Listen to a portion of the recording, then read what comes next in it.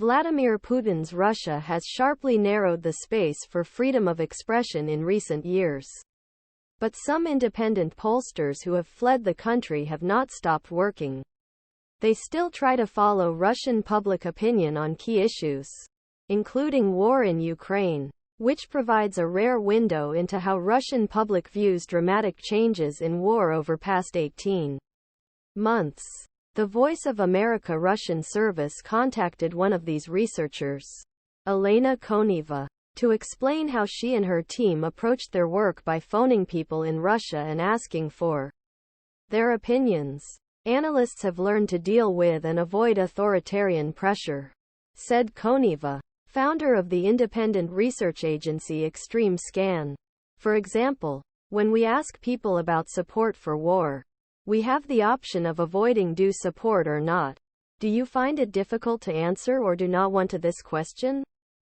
New position. I don't want to answer that question is almost a protest, he said. Researchers believe that people who oppose war often respond in this way. Thank you for giving me the opportunity not to testify against myself, said one participant. Galina Zapryanova, senior regional editor of the Gallup World Survey, told VOA that voting in Russia has really gotten more challenging since 2022. But it's not impossible. In his written response to questions, he said that despite self-censorship, pollsters can generally have more confidence in the reliability of survey findings, which fluctuate over time. Even if the core outcome is affected by self-censorship, changes in trend over time indicate that people are willing to report changes of opinion.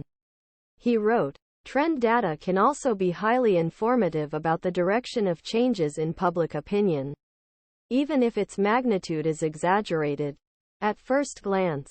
Latest polls by the Koneva Group in Russia continue to show broad public support for war. 16 months after Russia's full-scale invasion of Ukraine, the majority of respondents still support the war, with only 20 saying they are against it. Overall, the researchers say they saw only a 9% drop in support for the war last year. The number of people saying Russia should stop hostilities while protecting occupied territory has more than doubled since last summer, from 11 to 28. Core supporters. Koneva said her research group focused on examining the views of the core audience that supported Russia's war in Ukraine.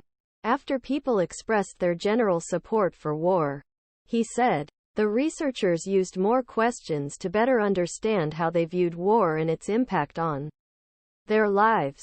For example, one person says, I support. But then researchers will ask questions determine whether he is ready go war, donate the Russian army, or expect benefit from a possible victory.